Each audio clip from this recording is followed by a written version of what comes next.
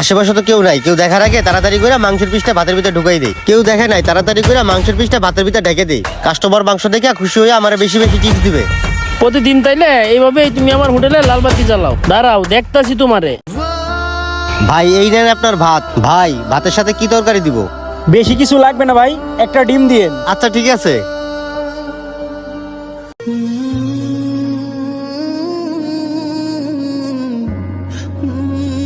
এই যে নেন ভাই আপনার ডিম। আচ্ছা ভাই, ধন্যবাদ। ভাই আরো কিছু লাগলে আমারে বললেন। ঠিক আছে ভাই। কিরে, ভাতের ভিতরে এত বড় মুরগির গোস্ত? আশেপাশে তো কেউ নাই, দেখার আগে তাড়াতাড়ি খাইয়া নেই। কেউ দেখে ফেললে আমার সমস্যা হবে। ফ্রিতে আবার মাংস খাইতেছি। ও আচ্ছা, খেলা তাইলে শুরু হয়ে গেছে। দাঁড়াও তোমারে দেখাইতাছি মজা। মুরগির গোস্তটা তাড়াতাড়ি খেয়ে শেষ করি, তারপরে ডিম দিয়ে খাবো।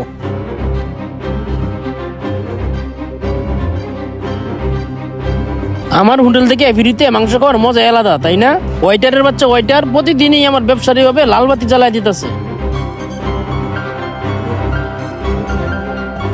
এই হোটেলের তরকারি আর ভাত সেই মজা। ফ্রিতে গোস্ত খাওয়ার মজাই আলাদা। এই ওয়েটার রে কটা টাকা টিপস বাড়াইয়া দিব, তাহলে প্রতিদিন আমার এমনি গোস্ত দিয়ে দিব। খাওয়া দাওয়া শেষ, তাড়াতাড়ি হাতটা ধুই। একটু সাবান দিয়ে হাতটা ধুই। আজকের পর থেকে এই হোটেলে প্রতিদিন খাইতে আসবো। এইভাবে আমার ওয়েটারে ভাতের ভিতর মুরগির গোস্ত দিয়ে দিবে। ভাই আমার বিল কয় টাকা হয়েছে? এই মুন্না, ভাইয়ের বিল কত হয়েছে রে? ভাই ভাত আর ডিম দুইটা মিলাইয়া 50 টাকা। ও আচ্ছা, 50 টাকা। ভাই আপনার বিল 50 টাকা হয়েছে। ও 50 টাকা। আচ্ছা আপনি এখান থেকে 50 টাকা রাখেন। এ ভাই তুমি একটু এদিকে আসো।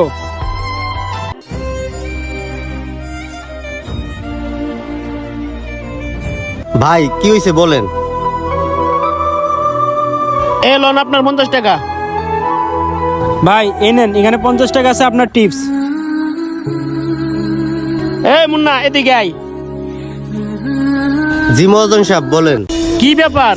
খাবারের বিল হলো 50 টাকা, তোরে 50 টাকা টিপস দিয়ে গেল, ব্যাপারটা কি? ভাই সেটা কি আমি জানি? তার ইচ্ছা হয়েছে, সে আমারে দিছে। এইটা আবার কোন ধরনের ইচ্ছা? খাবারের বিল 50 টাকা, তোর টিপস দিয়ে 50 টাকা। সত্যি করে বল, কাহিনীটা কি? ও মহাজন, এই লোক তো আমার পরিচিত। আমি আগে যে দোকানে কাজ করতাম এই লোকটা রেগুলার যাইতো, আর সে আমারে প্রতিদিন 50 টাকা করে টিপস দিত। এই তোর নাটক বন্ধ কর, তোর নাটক অনেক দেখছি। সত্যি করে বল, ঘটনাটা কি হয়েছে? কি ব্যাপার মহাজন সাহেব, সবকিছু জানিয়ে ফেললো নাকি? ভাই আমি নাটক করবো কেন? আমি তো সত্যি কথাই বলতাছি। তুই সত্যি কথা কইতেছস না? তাহলে শুন। ভাই আমার এত জরুরি ডাকলেন কেন? ও আচ্ছা, তুই আইছস, দাঁড়া। শুন, আমার হোটেলে নতুন একটা কর্মচারী নিছি। আগে আমার হোটেলে অনেক বেচে কেনা হইতো, এখনো হইতাছে। এত বেচে কেনা ওর পরেও লাভ কম হইতাছে। আমি এই জিনিসটা কিছুতেই বুঝতে পারতাছি না। কি কইতেছেন ভাই? হঠাৎ করে এরকম হবে কেন? আরে ভাই, এটা তো আমিও বুঝতে পারতাছি না। আমার মনে হইতেছে কি নতুন কর্মচারীটা কিছু একটা করতেছে। শোন, তোর একটা কাজ করে দিতে হইব। তুই আমার হোটেলে যাবি, নর্মাল কাস্টমারের মতন খাবি, তারপর দেখবি তোর সাথে কি করে। ও আচ্ছা, সমস্যা নাই ভাই, আমি এই ব্যাপার দেখবো। তাহলে আসি।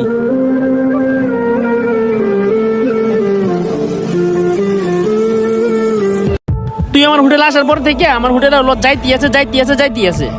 আগে যে লোকটা খাবার খাইয়া 500 টাকা বিল হইতো, রীতিমতো সর্বোচ্চ 200 টাকা বিল হয়। যে লোকের 300 টাকা বিল হইতো, সেই লোকের বিল হয় এখন 100 টাকা। তুই কি করিস এমন? তুই মনে করছিস আমি জানি না? আমি সবই জানি।